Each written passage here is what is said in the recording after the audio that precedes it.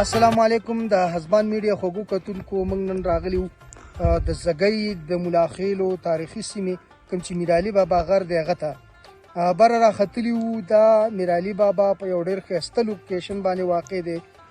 که زه ورته د مامون زړه ووایم نو بده به نه وي، ځکه چې د دې په شمال کې ګبرۍ موخه او دغه علاقې دي، په جنوب کې ګډ بانډو دا دي، په مشرق کې زګۍ ده، لره زګۍ او بره زګۍ، او په مغرب کې د دې ګیلې دی، زرې دی، کیوټ کوټ دی، نختر او دا علاقې دغه طرف ته دي.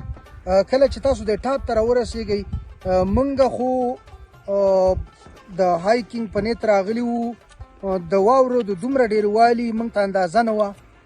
د واورو ډېرې ورځې هم شوي چې واورې لیدلې وې، خو لاره بې انتهایي ډېره زیاته ګرانه ده، ځکه درې څلور فوټه واوره لوېدلې ده. نو د لارې پکې هېڅ پته نه لګېږي. موږ په 5 ګنټې 4.5 غنټې کې موږ دلته راورسېدلو، ډېر په تکلیف باندې. خو زه ډېره شکریا ادا کوم زموږ د مقامي ګایډ ضیاءالدین او دغه رنګې د شکیل خان او د دې د ملګرو زما سره طاهر خان او دغه رنګې دا نور ملګري وو. د دې ګایډ او د دې خلکو په رهنمایي باندې موږ دې ځای ته راورسېدو. میرعلي بابا زما په شا باندې میرعلي بابا چې د کوم څه نه شهرت لري، دلته د ملاخیلو ورنیکه میرعلي بابا قبر واقع دی. داسې ویل کېږي چې پخوا به دلته خلک د زیارت په ورځ او د جمعې په ورځ به زنانه راتلې او دلته مختلفې منښتې به یې کولې او هغه کم شرکیات چې دي هغه به کېدل. خو اوس هغه ختم شوي دي. د هغه نه پس دې قبر ته څه نه څه نقصان هم رسېدلی دی، خو بیا هم ډېر حده پورې دا محفوظ دی.